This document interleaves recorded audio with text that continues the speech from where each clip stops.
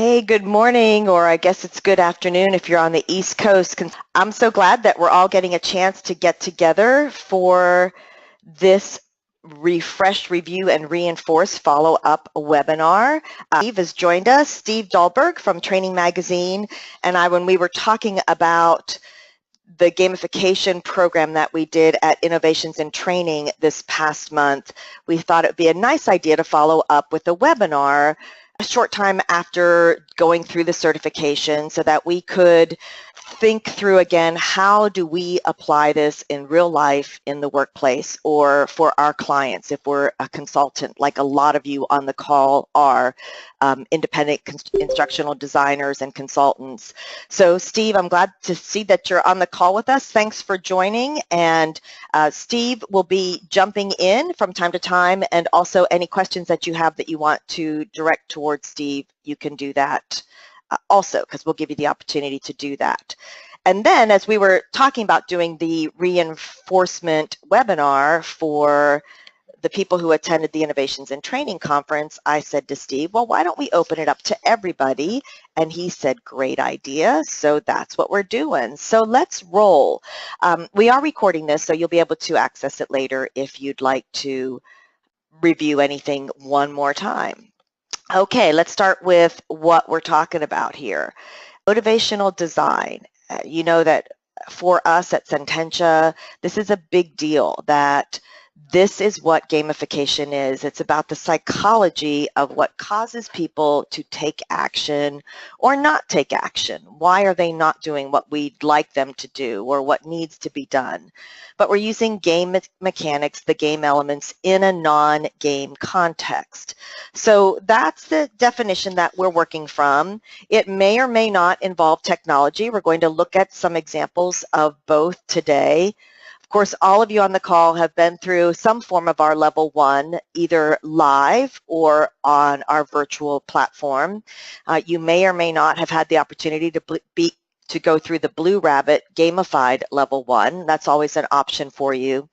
So when we're looking at the design process, like we say when we're doing the certification or instruction in it, each one of these steps in and of themselves is important for successful design. If you remember the stat that 80% of Fortune 500 companies have attempted gamification and 80% have ended in failure. And of course, it's because they've missed something along the way here. And when we look at what that is, usually it's something with the business objectives, not knowing who our players are, not prototyping and play testing it adequately, and putting the wrong mechanics into it. So let's see where we are since the last time we've had the chance to work together. What is your level of experience now with implementing gamification? And you can go ahead and just type the number into the chat bar as we're going along to answer this question.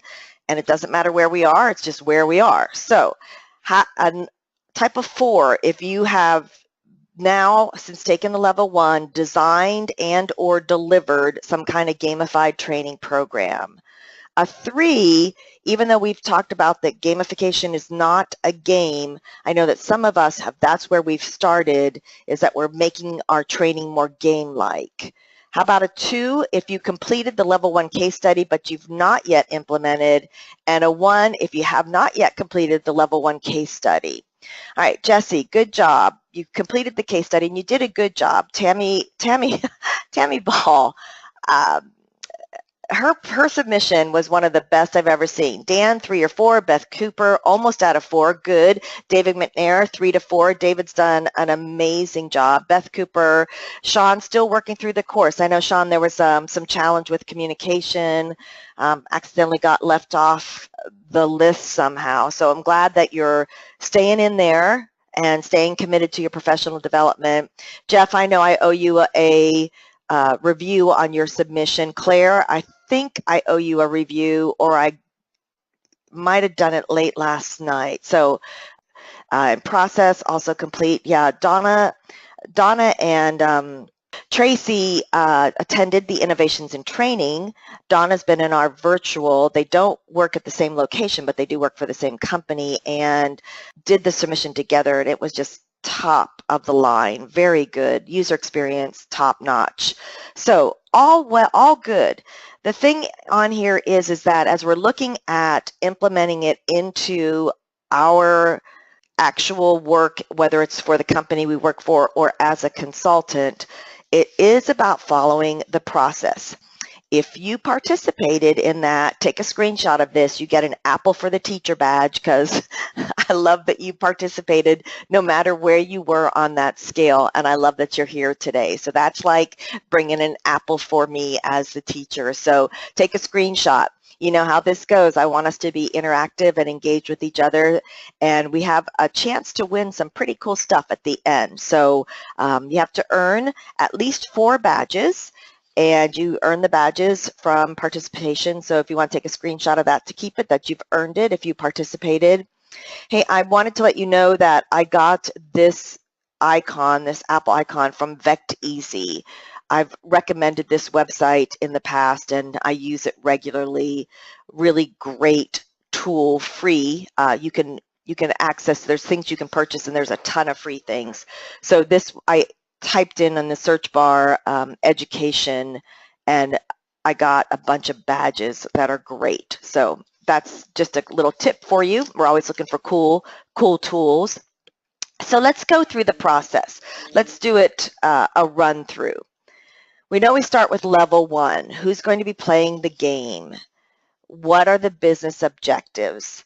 Now, I got to review, not going to say her full name, her name's Linda, and I took out anything proprietary here.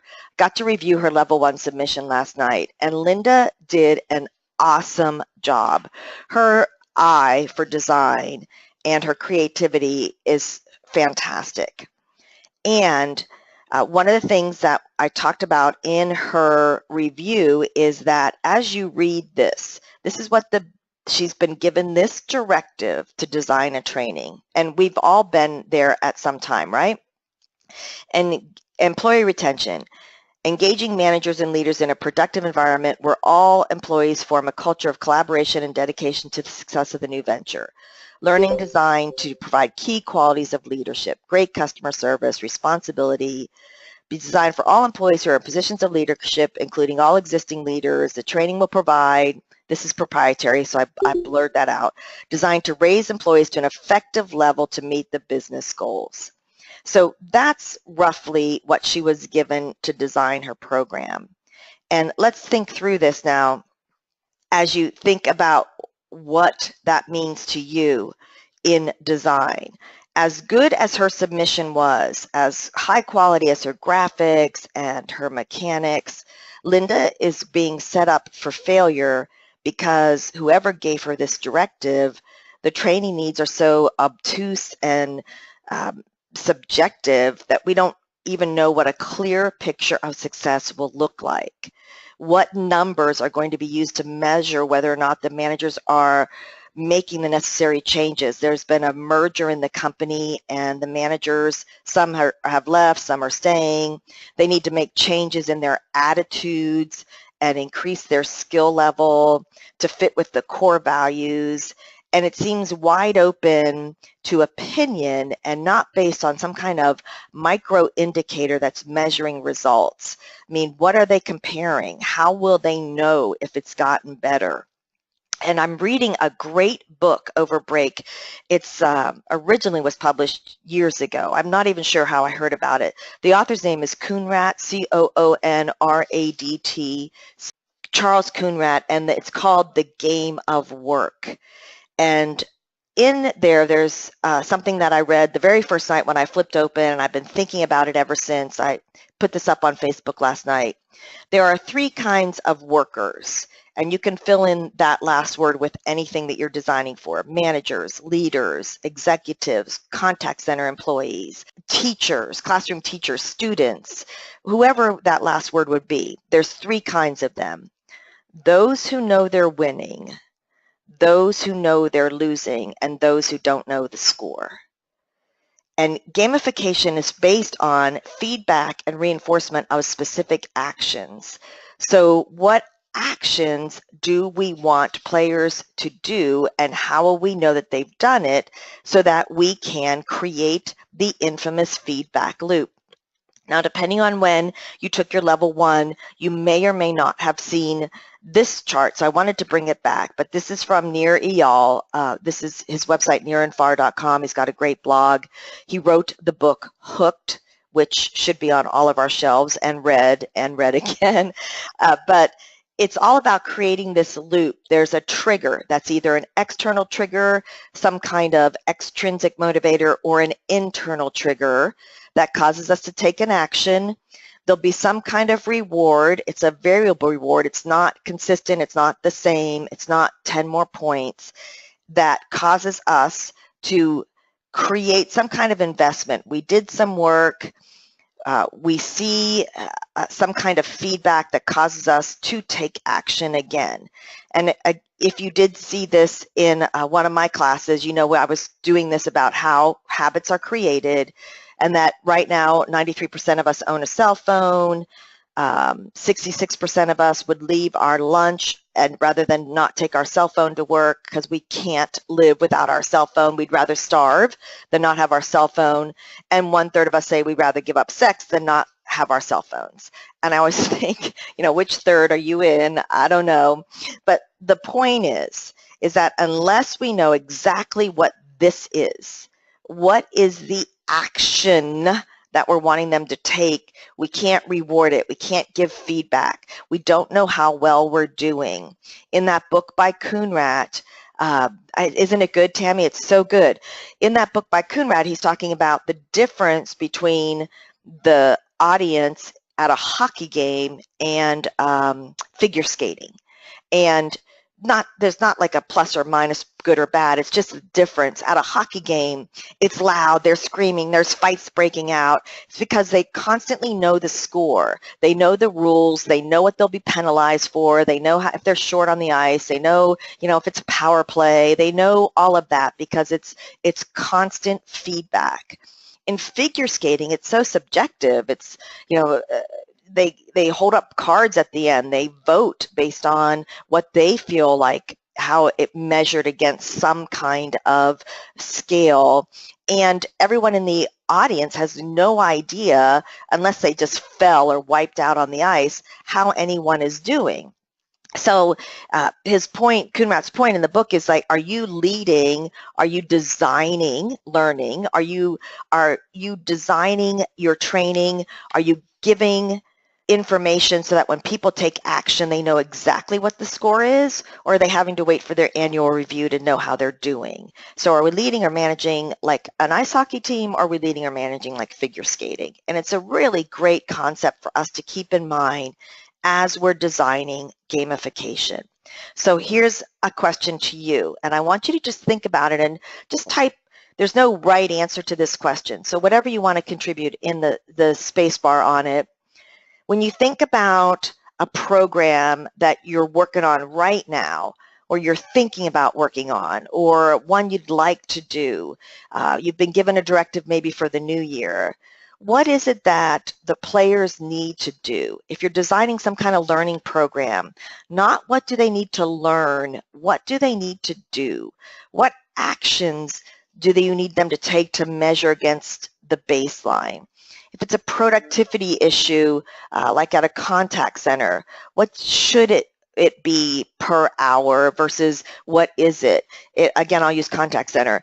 How long should the call last versus what is the current call? Get the right roles at a customer meeting. Good. For new clients. All right. Get complete application packages. Good. And of course, then completes a tough word, because what does that mean, complete? Good, good, good.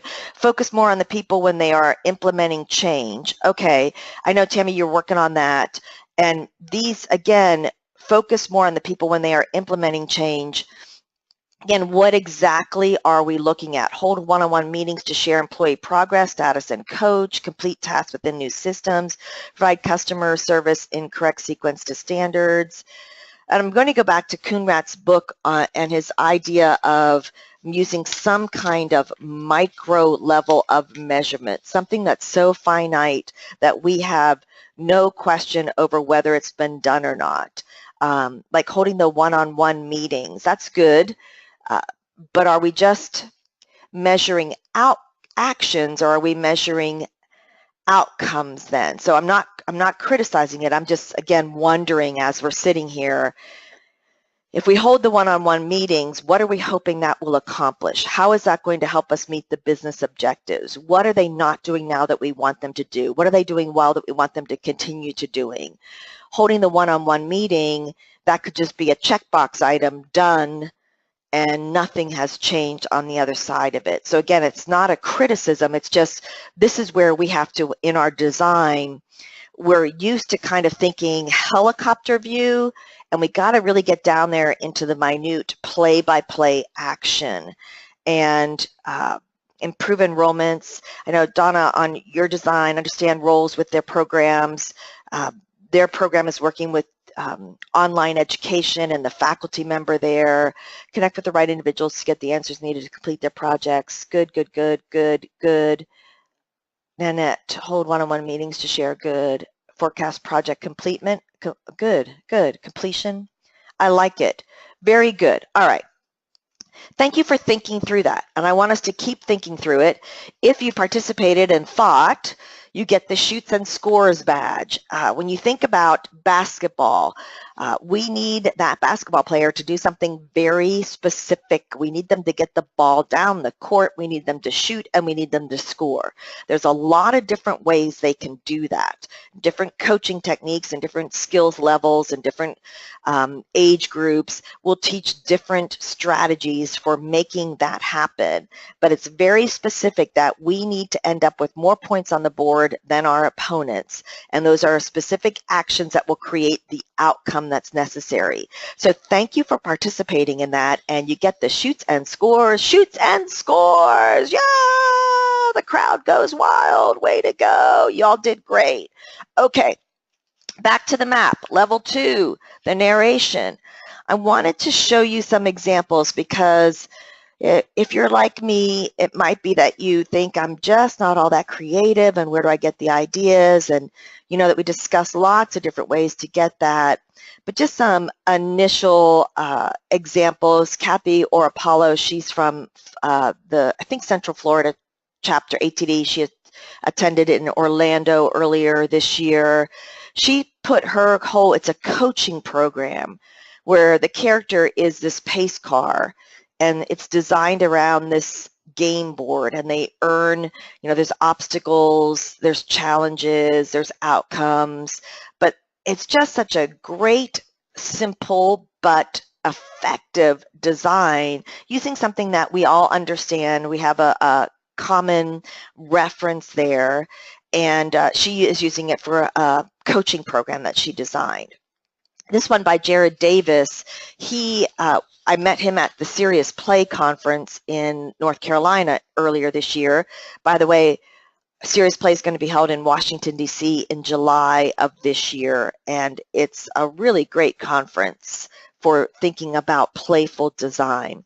But Jared works at an aquarium, and his learners are K5. These are 5-year-old kids that he takes them on an adventure through the aquarium to learn some basic marine knowledge and what it means when they see an animal on the beach, or if an animal's hurt, or what they can do even as a 5-year-old. So he created this whole setting and this interactive videos, the Sea Turtle Rescue. This is the little storyline that goes with it. Remember, these are 5-year-old kids that he's made it interactive, engaging, and fun for them to learn that they can impact their environment too. It's such a cool design. And Jared's young designer, early 20s, master's program, I believe. Just a great, great job on this.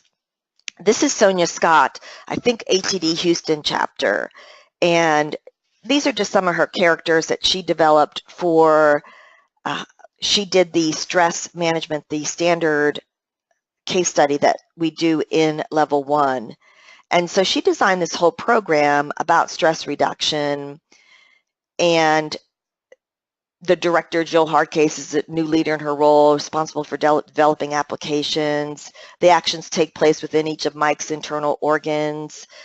Players have to overcome obstacles. Just a real cute idea. Do you remember that movie? Was it from the 60s? I don't know who on the call is old enough to remember that. I won't call out any names.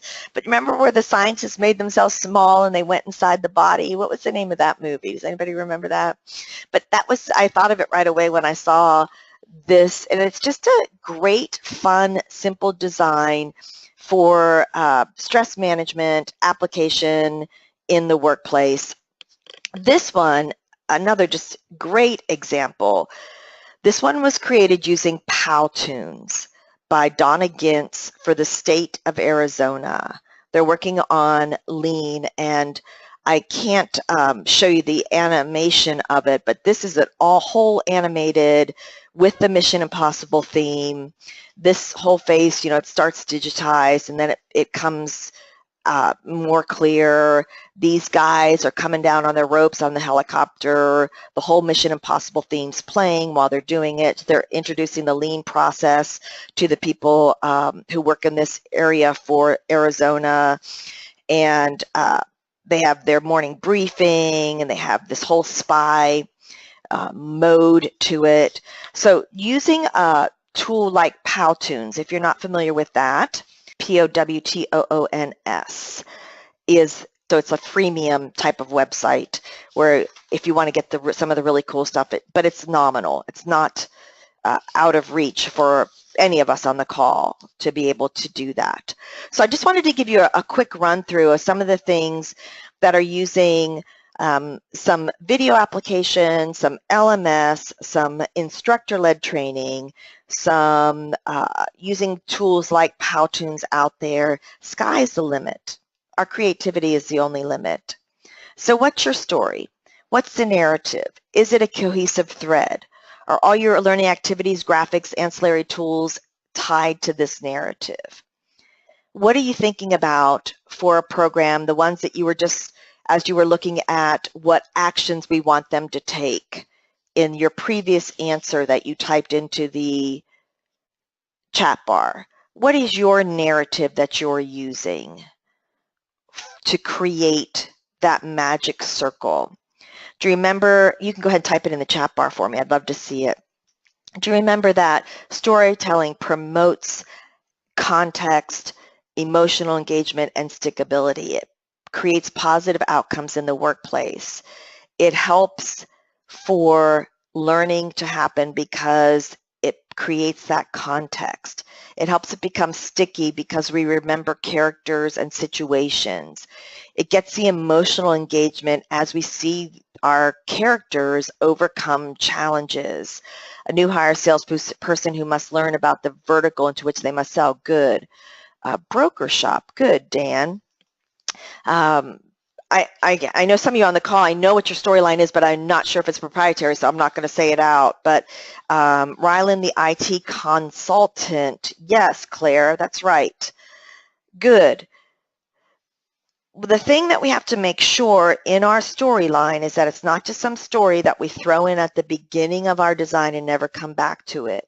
Is it cohesive? Is everything tied to that narrative? And this oftentimes will happen through iterations. Like we'll design and it's tied together, there's a cohesive thread.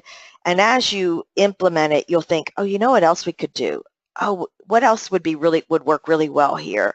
Our level 1, we iterate constantly because we can, because it's instructor-led.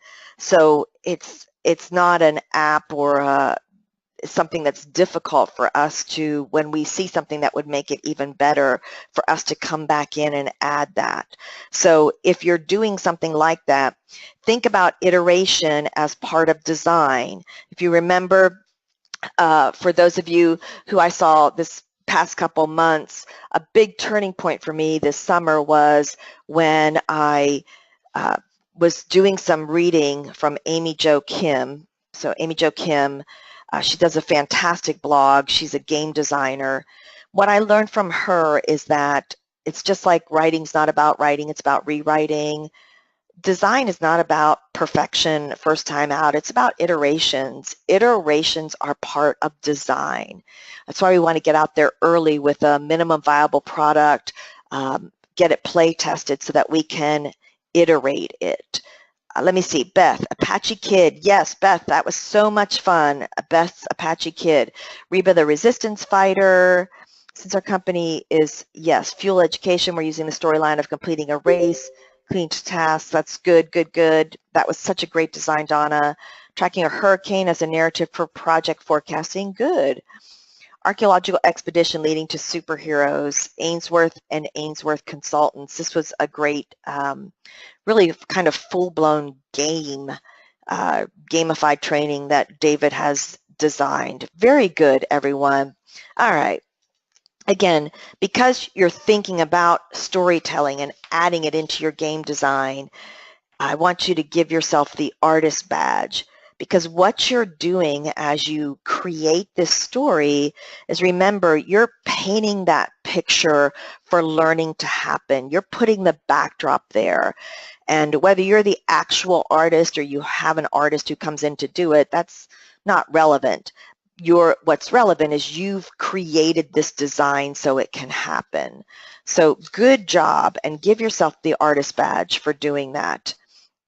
In our next level, level 3, which is where I got started in this whole journey way back in 2003 of how do I make learning more engaging. Of course, you've been through, so you've either gotten a hard copy of the book or my ebook, and I hope you're getting some opportunity to use that in your design.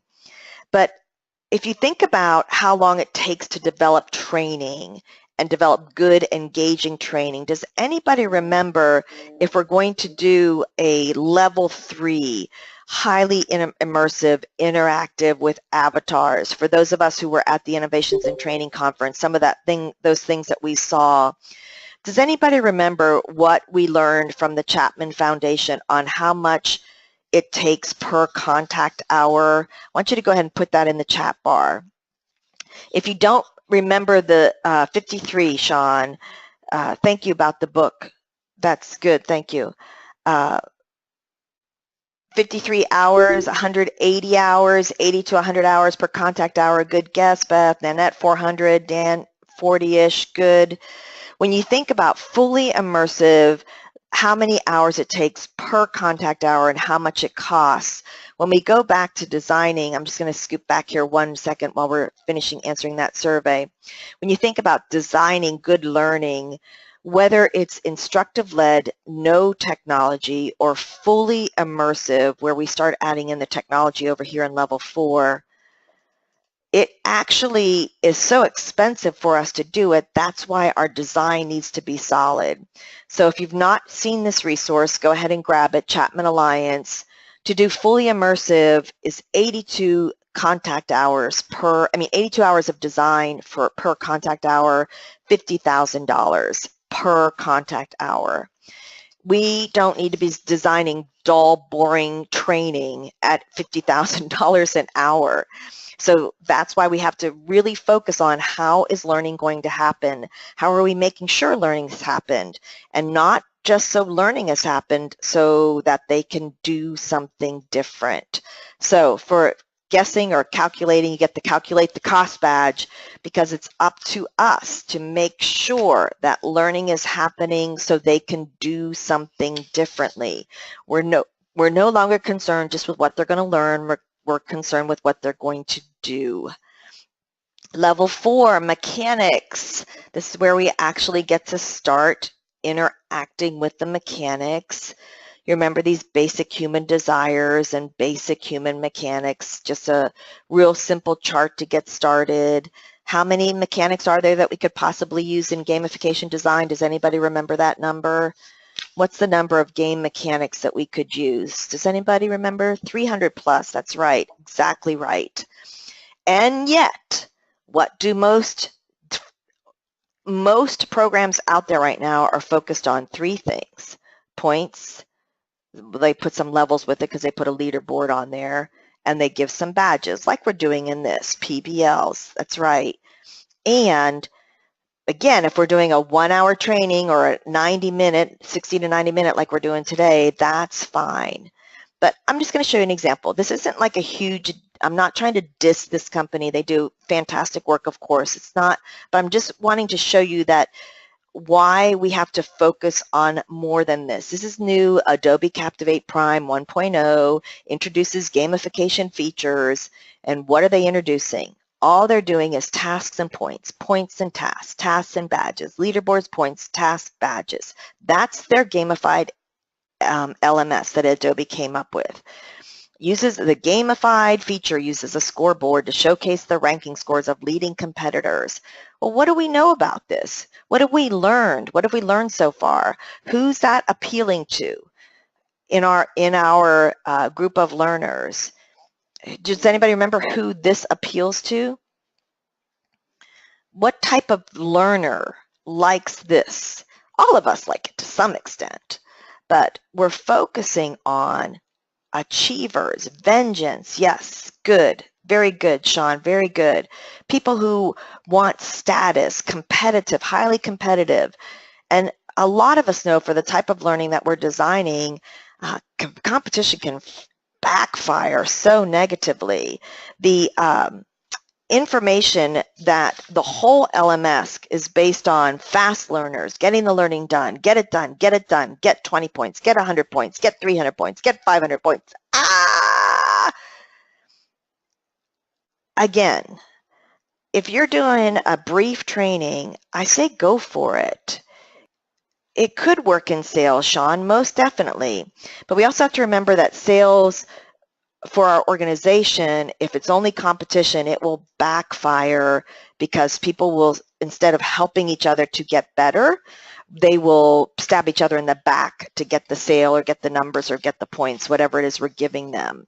So we want to encourage that there's growth and encourage, of course, the high salespeople need to get reimbursed, not reimbursed, but compensated for that in some kind of way. And that's not going to be our only kind of learner, and it's going to have a negative effect in our company if that's what we reinforce. The behaviors that get our attention are the ones that we're reinforcing, and if we reinforce that, because I've seen it time and time again in sales, that people will just stab each other in the back. Worked with a new home company that people couldn't even take their day off for fear their partner would steal their sale. Except for those who learned how to work together, and they actually had the highest sales in the company then, because instead of fearing loss, they worked together to everybody to learn, grow from it. So what motivates you? Think about what motivates you. Honor, family, power, status. Share some things in the chat bar that motivate you. There's no right or wrong answer. My kids got me a Fitbit for Christmas, and you know I'm real low activity motivated. So I've got my Fitbit on, and I'm liking the feedback it's giving me. I'm checking my steps. I'm babysitting my son's dog, so we're going out for walks 3 and 4 times a day. But the one thing I'm noticing is that I'm not understanding, like, the heart rate when I'm on the treadmill isn't matching what the treadmill heart rate says it is. And I'm feeling gypped because I want my credit for getting my heart rate up, and it needs to give me credit for it. No one's going to see this. It's not about, but I'm so low activity motivated that if I'm going to do activity, I want to get the credit for it. So when you think about what motivates us, we've got to make sure that we're putting the right mix of mechanics in. So think about that for your learners. Give yourself the mechanic mix badge. But I want us to think about not just what motivates us, but of course what motivates our audience that we're designing for, and put that good mix. Okay, last level. Iteration, playtesting, making sure our user experience is where we need it. This is a great little, what do you call this, infographic that I got from the User-Centered Design, UCD.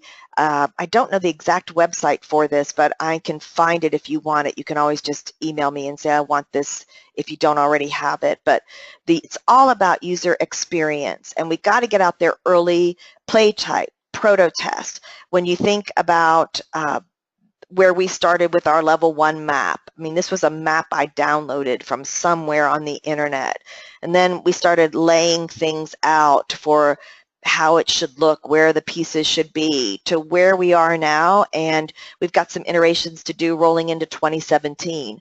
For one thing, as we roll this out in the Middle East, we can't have the rum barrels. We got to get rid of me.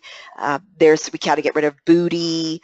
So the iterations are there as we test and work and use it with people. So get out there as soon as you can and make sure that your design is solid and that it's working for you. And of course, some resources for you to get ideas for your prototyping.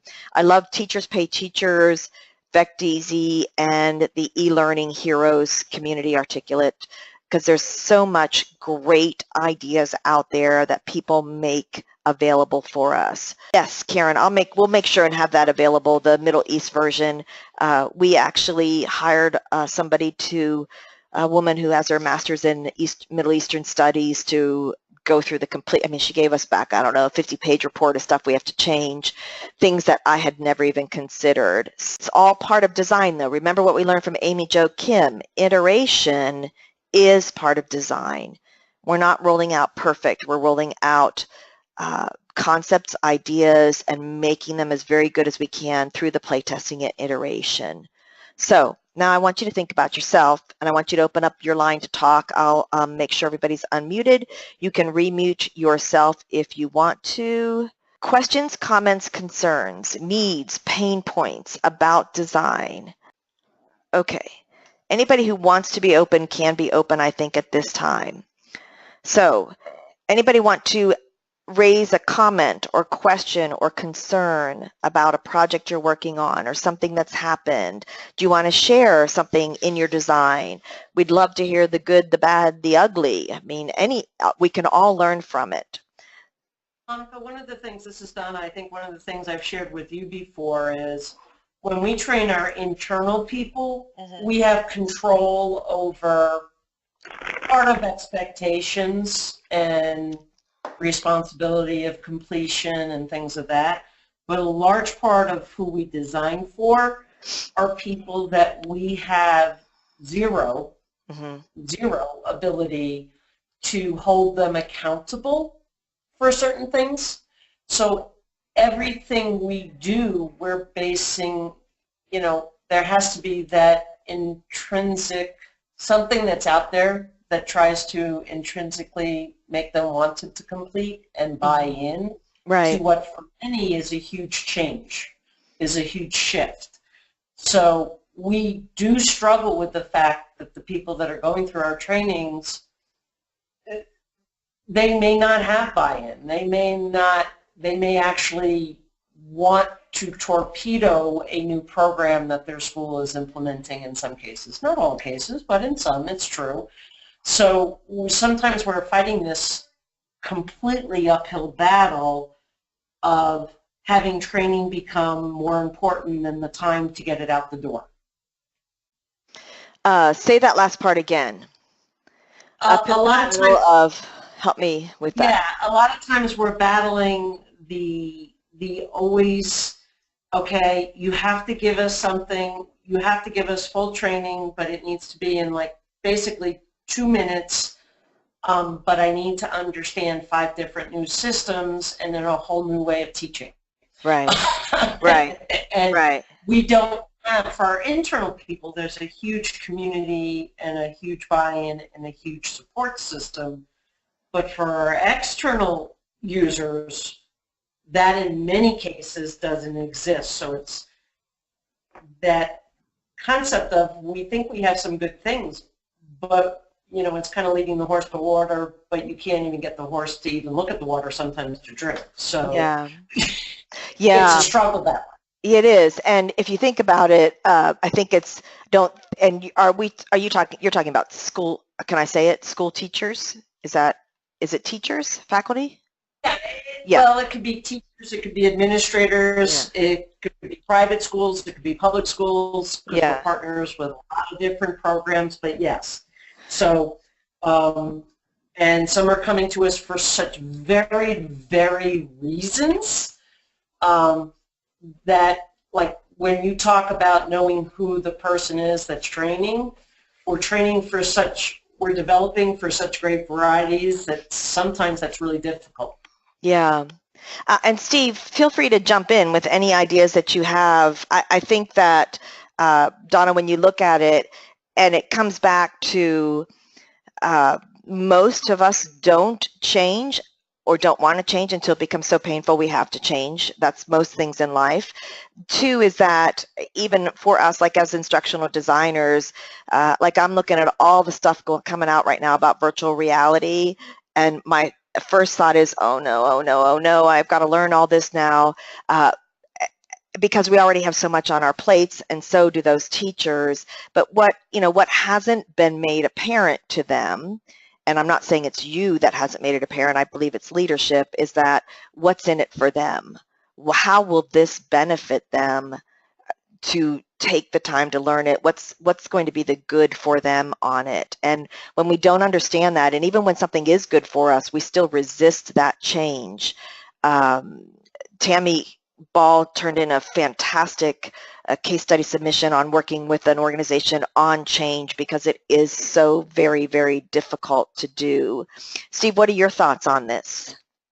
Are you there? I think seeing the cases like, that we saw when we were together at the University of Central Florida, and some of the examples that are already being applied, sometimes in very basic ways, is a big help. And I think some of these technologies like virtual reality, for instance, seem way out there, and yet there are cases, implementation cases that are already happening. So trying to be able to bridge some of those, early on, and knowing that, again, some of the examples that we saw at the Institute for Simulation and Training, the physical deck of cards, for instance, that made use of some technology to pull up additional information, but it was paper playing cards, not high-end technology that a lot of people in our audience, and probably people very much like you all on this call, really reacted positively to, and saw value in using something like that as a bridge between where you're at now and where some of these out there technologies are. Right, right. Yeah, and it's so what Steve's referring to, for those who didn't get to see it, is they were designed for use by military, I'm going to say medics. So medics in the field, there's a situation that happens, and there's a QR code so they can pull it up on their phone. It was like a card game of how to treat somebody with this particular injury, and they could access more information from just a regular looking 2D playing card in your hand, but they had access to this depth of information just in time as they would need it. And it was a whole card game that was developed for that. And I'll go back to, and for our external learners and even our internal learners, it always comes down to the buy-in from leadership. If leadership and management aren't going to buy in and reinforce, we are fighting that uphill battle. If leadership and management don't get involved with why it's important and why we're doing it and the impact it's going to have, either for our professional development or for our students or for our customers or for productivity, if they're not reinforcing that with just even regular attaboys, it is that it's a battle that you probably can't win, Donna. I don't think gamification can overcome cultural challenges. The culture has to work with the gamification, not against it. So just like with like this Fitbit that my kids got me, which I asked for, I asked for it. It's not going to make me athletic. I can guarantee that. But it is going to make me more aware, and I'm probably going to pay more attention to some things. But it really takes having somebody who very much cares about me in my life, who is encouraging me constantly that they want me to live long. So what can we do to be more active, to stay more engaged? It's that personal touch, not the not the actual gamified Fitbit that's sending me fireworks when I hit my steps last night. It's the relationship and the feedback from, it's not a leader per se, but somebody who has impact in my life. So gamification is a tool, and it's a fascinating challenge. And Donna, if anybody can work on improving that design, I believe it's you and Tracy. Just really, really good work. Nanette, you said explaining about my gamification to my team. Let's maybe try not talking about gamification. What if we approached it from want to make this more engaging and interactive so that you can use it? What's not working for you? What can we do better? People are afraid we're going to waste their time, I think, with gamification and games, and actually we're going to make it more fun and better usable for them. But maybe try not talking about gamification. Just say we're going to try a different innovative approach. Very leery of change. I think everyone's leery of change, Claire. You know, it's that time of year, everyone's working on change and none of us want to do it. Too many balls to juggle. Exactly. Leadership must commit. If it impacts current, urgent, and highly visible business need, then leadership will pave the way for implementation. That's exactly right, Alice. You know, it's, and if we can speak their language, we can help that to happen. So depending on who this leadership is, if it's about saving time or saving money or increasing customer satisfaction, whatever language will speak to that particular leadership will help us. I can be your Fitbit friend. Go, good, Donna. That's good, because I looked at that thing on my app this morning. I was like, well, I don't have any Fitbit friends. I'm hoping gamification gets people to want to take the course, not just that they have to. Good, Jeff. And that's really what we're looking to do, is get people, even if it's something that's compliance or mandatory, annual. I tried to get Brandon, but I think he's on vacation. I think some of us that were at the innovations and training got to see the course that Brandon designed for their annual end of the year training. They have to do it every year. It's pretty much the same information. And he designed this whole cute, interactive, fun experience around a turkey and giving the turkey his feathers, and they got to choose which part they wanted to take next. And it was it was gamified because they were putting feathers back on the turkey, so it's a point of its progression and a way of points and mastery, and just a really great design. So even though they have to take it, everyone loved it. It's normally one of those things that end of year we have to do this. People were talking about it and laughing and talking about the turkey. What about the turkey? So I think very much so, Jeff, it can make that happen. I want us to feel free to continue to put anything in the chat bar that you have that you want us to address, and of course you can always email me separately. I want to open up right now to let Steve tell us a little bit about the training conference that's coming up in January, end of January, 1st of February in San Diego, beautiful San Diego. Tell us a little bit about that, will you, Steve? Thanks, Monica, and thanks again for doing today's webinar. It's great to extend what we've done in our in-person events in Florida and elsewhere in this format to sort of reinforce in the spirit of what we're talking about. So we very much appreciate all that you've done online and offline with Training Magazine. And you will be with us again in San Diego at training. Monica will actually be leading a hands-on clinic, which are some of our extended sessions to really get to, again, apply some of the concepts that are being presented and shared in the session. And the training conference overall has some of the usual elements like keynotes, breakouts, the expo, some of our in-depth 2- and 3-day certificate programs. We're very excited that Temple Brandon is one of our lead keynoters, talking about how we learn differently and really using her own story about autism and the way she's engaged and learned through animals as it relates to her autism, but what that means more broadly for learning in general and the role that the brain plays in that. And then a session that will bring together Ken Blanchard and Anat Argawal, who's the CEO of edX, again looking at new ways of learning and leadership, and Piper Kerman from Orange is the New Black, looking at employment and coming back into the workforce. She's the author of Orange is the New Black, after herself being incarcerated for 13 months. And also looking at the role of communities of women in supporting employment as well. And Isaac Litsky, who's the author of Eyes Wide Open, is the final keynote, and looking at how do we see things differently based on his own story. But there's some other great new elements that we have at training as well. One of them is the Future Forum that will bring together some very diverse leaders thinking about the future of learning at work, and that's being facilitated by the Institute for the Future, which is a great nonprofit organization in Silicon Valley that looks at the future of many different fields, work and learning among them.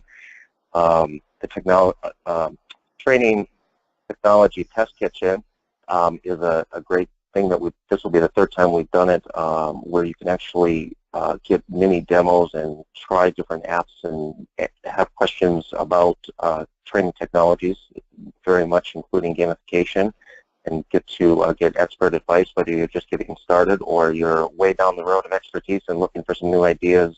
Most of the chefs that are in the test kitchen come out of higher ed and are really just care deeply about how to use technology better for learning. So it's a great place to try out stuff. And also Robbie Melton brings her edu-gadgets, which she's been collecting all over the world, which, you know, VR goggles and embedded technologies, and you get to try those hands-on as well. So lots of great stuff. And one other piece that I just wanted to bring attention to that very much relates to what you're doing with Monica is Gamicon, which is taking the Pokemon Go idea and actually creating a game that happens during training itself. It's a strategy-based card game. And there's a couple other sessions both in the test kitchen and in the main program that relate to looking at Pokemon Go as one example of gamification as it relates to learning. So many great things going on. We hope you're enjoying us. If you're not already signed up to be there, and again, get another chance to see Monica in person as well. You're right. So there's some certificate programs, and then I think, is it Monday that you have the labs and the Pokemon Go thing? Is that Monday, Steve? I think the Pokemon Go, actually, the game itself extends over a couple of days, but there's in-depth workshop certificate programs that start on the weekend and are either 2 days or 3 days to really get in-depth on quite a number of different topics and receive a certificate of completion for those particular programs as well. Right. Yeah, it's good. There's going to be, you get a chance to do some, we call it field trips, where you get to go off-site to do some things. Jonathan and I are doing a session on the 1st, and we'll include, we're doing like how to create learner personas. This is new for us in this live kind of format with this number of people. We've done it in small groups, and I did it at an HR conference this past fall with a larger group, and it came out really well. And so we wanted to do it as part of the motivation and understanding who you're really designing for. So that's on the 1st in the afternoon, and then we're all going to go on a yacht together. Isn't that right, Steve? We're taking a yacht cruise in the San Diego Harbor. Exactly. Yeah. Out in the harbor, yep. Yeah, so San Diego's a pretty cheap ticket to get. You can get one right now on Southwest pretty cheaply. If you're wanting to go, let me know, because I found some really great, there's some hotels can be a little pricey in San Diego, but there are some great options for you. And then, of course, we could get to hang out again and go on the yacht cruise. So the Training Magazine Conference is one of those that, as far as value for your dollar, the way that they design their conferences, I went to their online, well, I went to every one practically this past year, but the one in particular, when I was at the online, everywhere I walked, I heard people saying, this is the best conference I've ever been to. This is the best conference I've ever been to. So Steve and his colleagues, they've been doing it for a while. They know what they're doing, and they put on first-rate conferences. So if you're looking at what you're going to do for your 2017 professional development, I would, if you possibly can, put this on your list. There's still time to do it. Is there still time to get a discount, Steve? There is. What's that code? I I don't know. The public one is $150 right now, but I can make that better. So send me an email if you're interested, because I know it's a short timeline now. So my email is steve@trainingmag.com, and we'll get you a discount code that's better than the one on the public website right now. And I didn't mention we're actually excited to celebrate. This is the 40th year of the training conference, so a big celebration on that yacht cruise in honor of the 40th anniversary of the training conference. So Cool. we'd love to have you with us. Cool, cool, cool.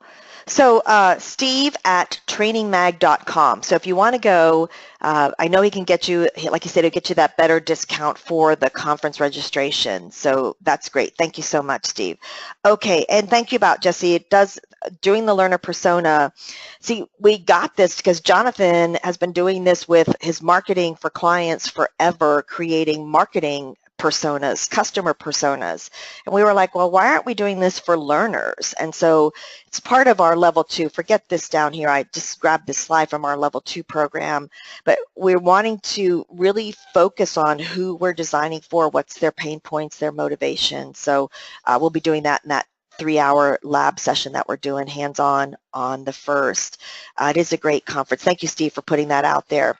So as you know, we do offer 3 levels of certification. Everyone on the call has been through the level 1. Some of you are still waiting to actually earn your actual badge and your certificate, but you're well on your way. Some of you have also been through our journeyman, and some of you are registered. We have our next session that begins in January for the journeyman.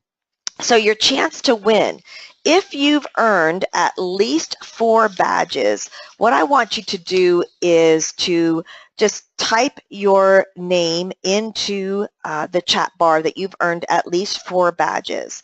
And then we're going to pick a winner. And let me tell you what you're going to win. If you remember, for those of us who are thinking about personas and designing for people, that philanthropy score is really high. If you've taken the Andrzej Marchewski's player profiles, if you've ever done his assessment, philanthropy rates really, really high. And so what we're doing is going to tie into that motivation. So if you are the winner today, you get your choice. You get to either gift a level 1 to a colleague. So if you win, we're actually going to we're going to give you a level 1 certification that you can give to a colleague.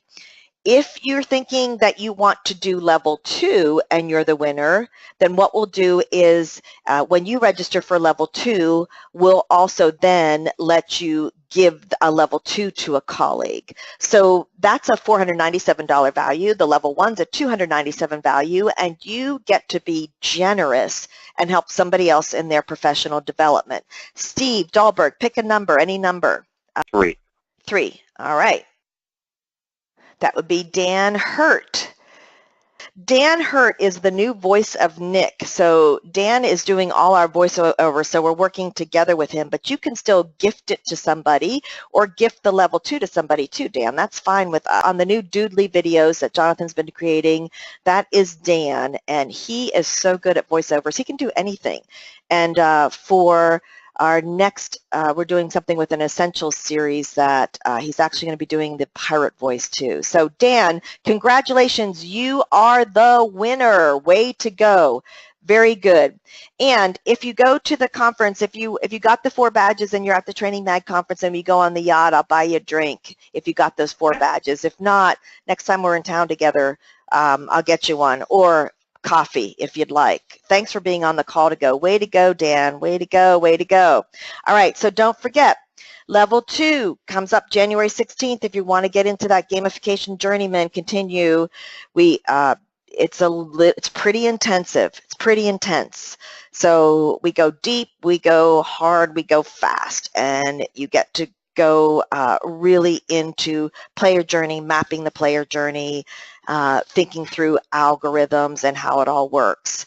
Thanks for being on the call today. I hope to see you at the Training Magazine Expo. If I don't see you there, Sean, approximate date for level 3. It is probably going to happen.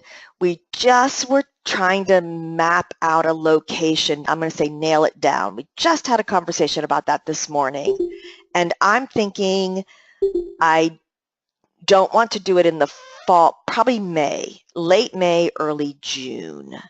And we found this location. It's a little bit rural, but it's what we want for the level 3 so that we can be really immersed. So as soon as we have it nailed down, we'll get it out. But it will be late spring, early summer is what we're looking at. So thanks everyone for your time today. Again, I know we were moving through it quickly. I wanted to get through all 5 levels. Everyone has my email. Please don't hesitate to reach out with questions, comments, concerns on anything you're doing with your design work, implementation. Someone asked you a question. You all know me well enough to know that I don't know all the answers, but I'll sure work with you on finding it. So thanks, everyone. Have a great rest of the week and a very, very happy new year. Stay safe. Thanks. Thanks, Monica. Thanks, Steve.